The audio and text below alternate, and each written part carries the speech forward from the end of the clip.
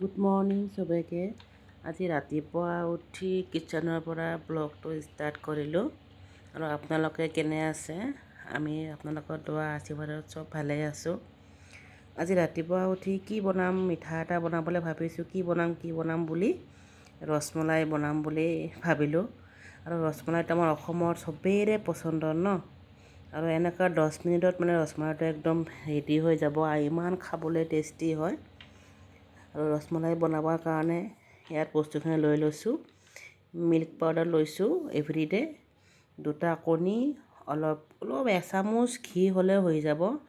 আৰু এইটো হ'ল বেকিং পাউডাৰ, বেকিং চ'ডা নহয়, বেকিং পাউডাৰ, যিটো আমি কেক বনাবলৈ ইউজ কৰোঁ।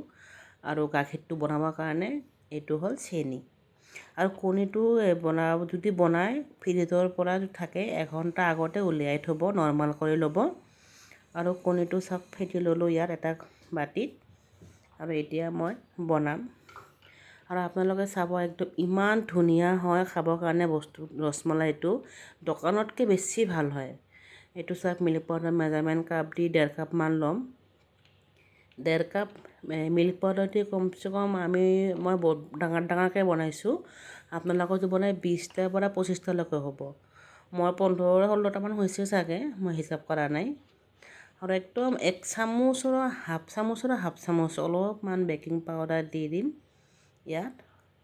আৰু এনেকুৱাকৈ বনাবলৈ একদম ঘৰত কোনোবা আলহী আহিলে আধা ঘণ্টা বহিবলৈ দি একদম 15-10 মিনিটত মানে একদম ৰসমলাই হৈয়ে ৰেডি, একদম খাবলৈ দিব লগা হয়। আৰু বহুত ভাল হয় বস্তুখিনি। এই চেনা ইমান আৰু গাখীৰটো ফাৰি পেলাই একদম হাতৰে মচলি একদম চফ্ট কৰিব লাগে। এইটো টাইমটো বেছি লাগে, কিন্তু এইটো একদম শ্বৰ্টকাট হৈ যায়।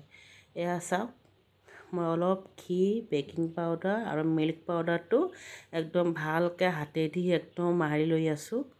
কাৰণ যদি ঘিটো যে প্ৰত্যেক মিল্ক পাউডাৰৰ যদি মিহলি হৈ যায়, তাতে অলপকৈ কণী 2টা ফেটি লোৱা, একো দিয়া নাই কিন্তু কণীটো অকল ফেটিহে লৈছোঁ। এইটো একদম অলপকৈ দি একদম চফ্ট এটা ডো বনাই ল'ম।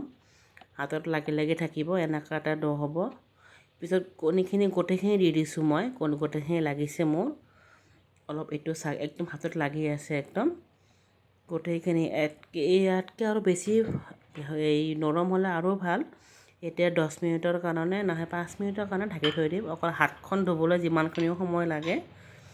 এতিয়া চাওক, এই চামুচেৰে আধা চামুচৰ আধা অলপমান ঘি ল'ম। কিন্তু এইটো বনাবলৈ কেতিয়াও তেলটো ইউজ নকৰিব, কাৰণ তেলৰ এটা নিজস্ব এটা স্মেল আছে, সেইটো বেয়া লাগে। একদম এইটো মানে ঘি বনাব, বাটাৰ বা তেল একো ইউজ নকৰে, অকল ঘিটো দিলে বেছি ভাল হয়। আৰু ঘি লাগিবই এইটোত, ঘিটো মানে এৰি নথবা আৰু। এইটো চাওক, এতিয়া মই যিখিনি মই বনাম সেইখিনি মেজাৰমেণ্টত অলপকৈ লৈ একদম 2টা হাতৰ মাজত লৈ একদম পূৰা একদম গোল কৰি, যদি চাৰিওফালে কোনো ফাটা বা নাথাকে, একদম গোল কৰি লাহে স্মুথ এটা কৰি আছোঁ, বলৰ নিচিনা বনাই আছোঁ। আৰু চাওক কিমান ডাঙৰ ৰসমলাই ন। এটা খালে একদম মানে পেট ভৰি মুখ চুখ পুৰা শান্তি হৈ যাব, মুখ মাৰি যাব একেবাৰে। এনেকৈ কৰি একদম মই গোটেইখিনি বনাই লওঁ। তেনেহ'লে গোটেইখিনি চাওক ভিডিঅ'টো, আৰু ভাল লাগিলে লাইক, কমেণ্ট আৰু শ্বেয়াৰ কৰিব। আৰু আপোনালোকে ঘৰত এদিন বনাই খাই মোক কমেণ্ট কৰিব দেই। আৰু খাই চাই ক'ব যে বায়ে কি শিকালে মোক, ইমান ধুনীয়া এটা ৰেচিপি।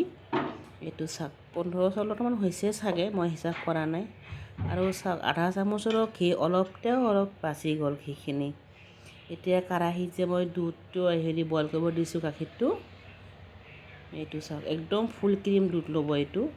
নহ'লে আপোনালোকে যদি ফুল ক্ৰীম নোৱাৰে, তেনেহ'লে তাতে মিল্ক পাউডাৰ অলপমান আধা কাপমান দি অলপ ফুল ক্ৰীম বনাই ল'ব, হৈ গ'ল ফুল ক্ৰীম। এইটো চাওক, এতিয়া একদম ৰসমলাইকেইটা দি দিলোঁ। এনেকৈ 2 মিনিট বা 3 মিনিট একদম ঢাকি দি থ'লে এইটো চাওক কি ধুনীয়াকৈ একদম ফুলি ডাবল হৈ গ'ল। এইটো চাওক, আৰু দেখিলেনে কিমান ধুনীয়া হৈছে।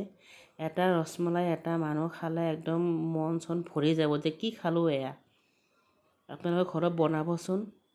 আৰু ইমান চফ্ট, মানে এটা বাতিত দিলে ভৰিহে যাব। আৰু গাখীৰটো ফুল ক্ৰীম হোৱাৰ কাৰণে বেছি ভাল লাগিছে। আৰু মই আগৰ অলপ গাখীৰৰ মালাই আছিল, সেইটো লাষ্টৰ ওপৰত দি দিম। এয়া চাওকচোন কি ধুনীয়া দেখাত হৈছে।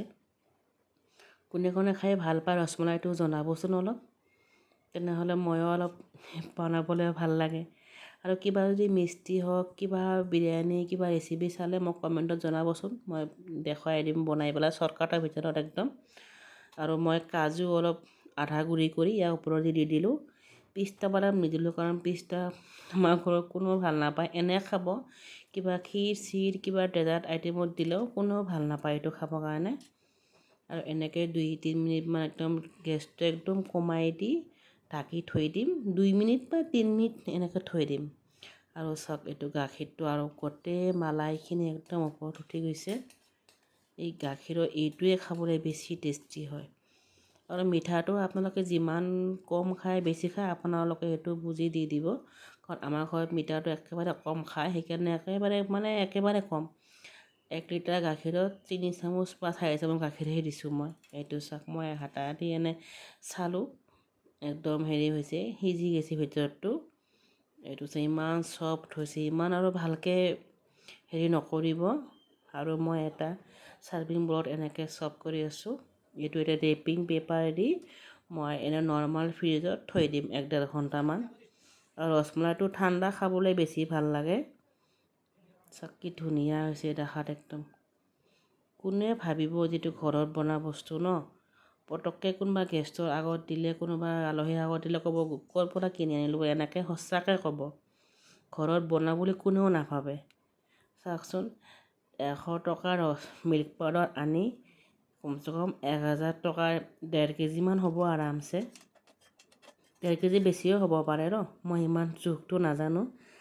আৰু ভিডিঅ'টো গোটেইখিনি চাই পেলাই কিমান লাগিছে, কি লাগিছে মোক কমেণ্ট কৰি জনাব। আৰু ভাল লাগিলে লাইক কমেণ্ট শ্বেয়াৰ কৰিব।